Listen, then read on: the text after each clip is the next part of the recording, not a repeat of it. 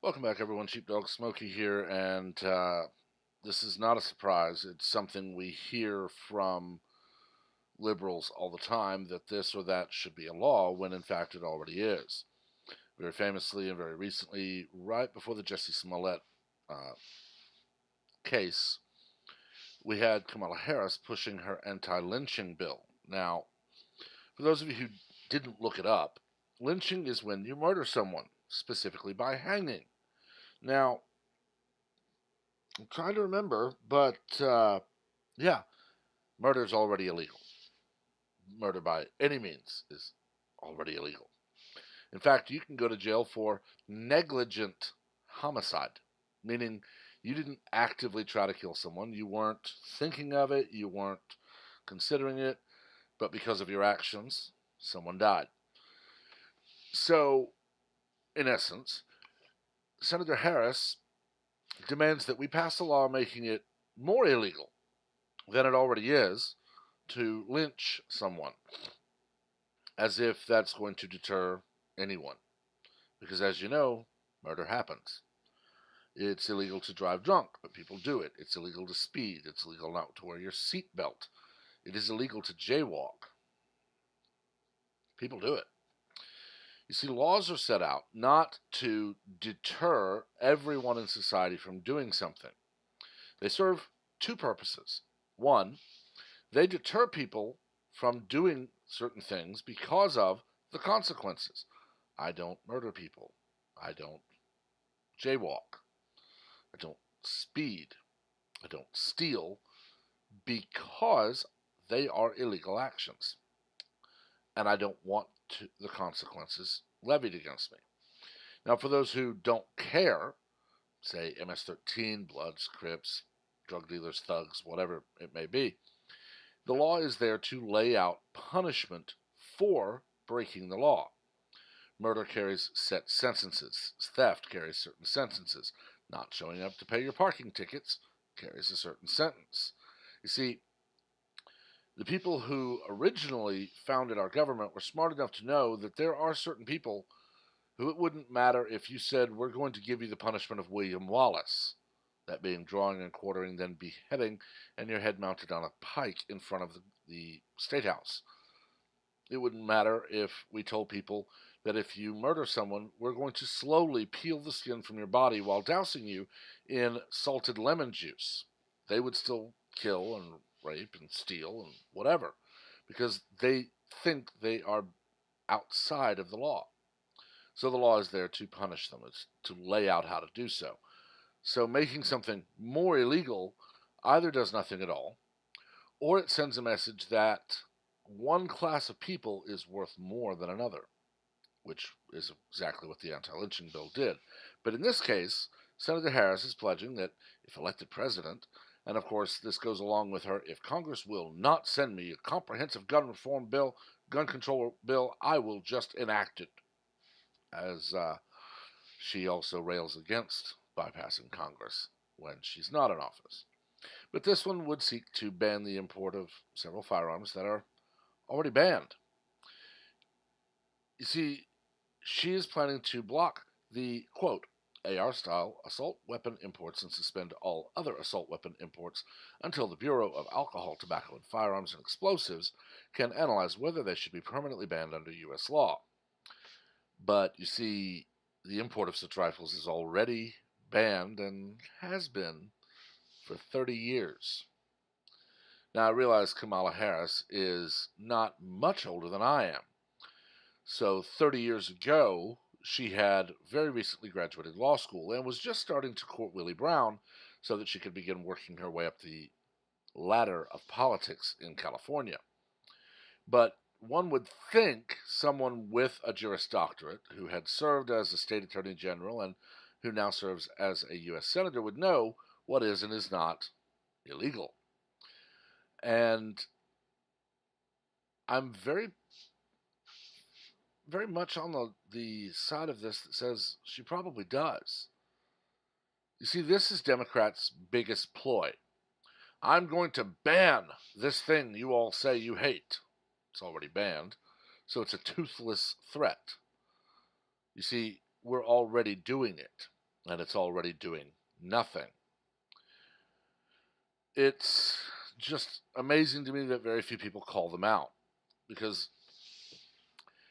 she also plans to limit fugitives with outstanding arrest warrants from buying guns, except Form 4473 of the ATF background check already does that, unless you happen to be one of the multitude of fugitives from justice that, under the Obama administration, you were purged from the NICS background check system. So, one would ask, why would the paragon of gun control, Barack Obama, purge fugitives from justice from NICS?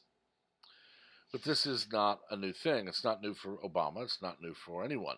Even Joe Biden has criticized not having universal background checks or bans on high capacity magazines. But you see, Colorado already has both of those things. And neither one of them would have done anything to stop the STEM shooting, which is where what he was talking about, because the shooters used pistols, which it was also illegal for them to obtain, possess, and use, because neither of them were 21. One was under the age of 18, meaning any firearm should have been prohibited. And this is what they will never talk about. It's what their lapdogs in the media will never talk about, because it shows their entire argument to be absolutely useless and nothing but political rhetoric. You see, they know criminals will never care what laws they pass. You see, cities like Chicago or Baltimore have gone very far in disarming the law-abiding public in their cities, yet they have some of the highest homicide rates in the country. Now, you might think, comparing Chicago to Dallas-Fort Worth, Oklahoma City, anywhere in the South virtually that has very lax, by comparison, gun control laws, one would think the average person would have the logic and the intelligence to say, wait a minute, it's very hard to get a gun in Chicago, yet people die all the time by gunshot.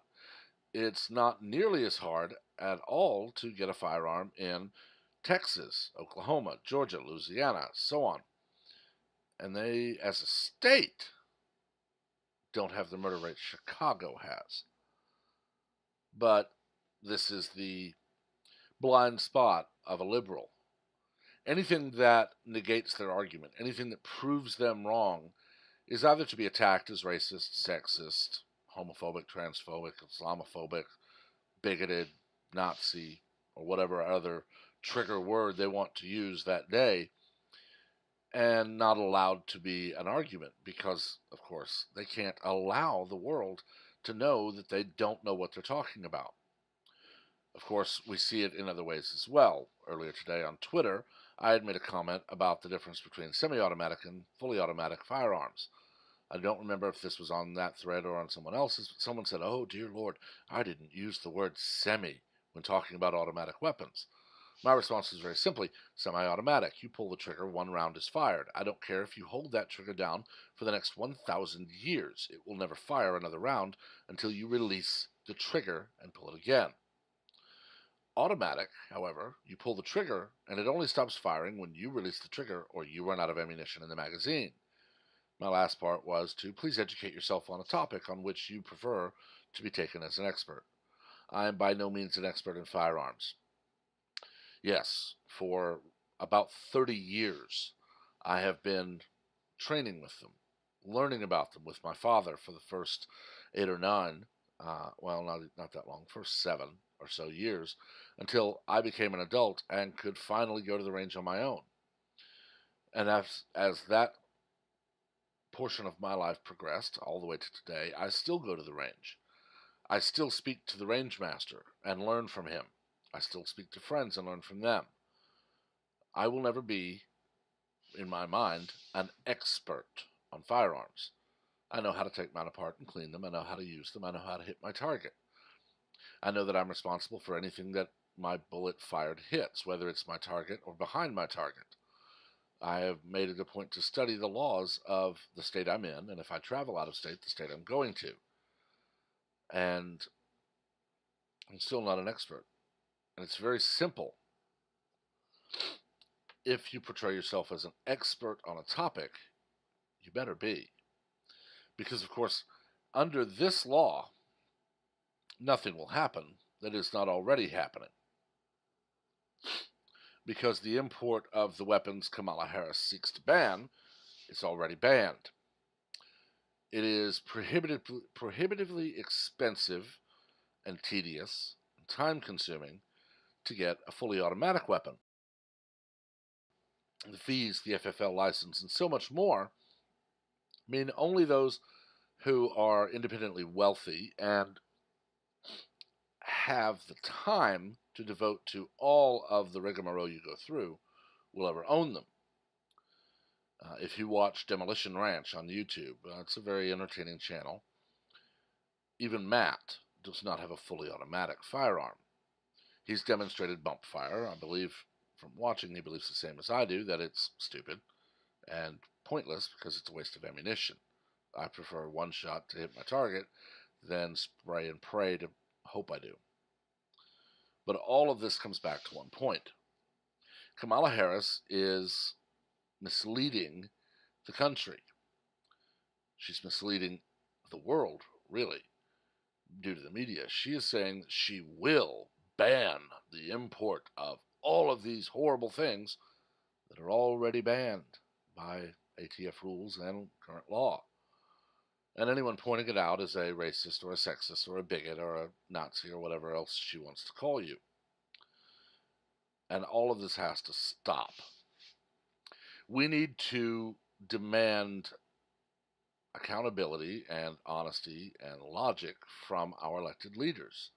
If they're going to be making the new laws that we will have to obey, they should understand the laws we already have, what they mean and what they do. But that may be a pipe dream. I've talked about this long enough. Let me know what you think in the comments. Just as always, remember to keep it civil. We don't learn from argument, we learn from debate. Please also remember to like and share this video, as well as to subscribe and turn on notifications so that you're among the first to know of all new content as it is posted. Until next time, everyone, have a wonderful day.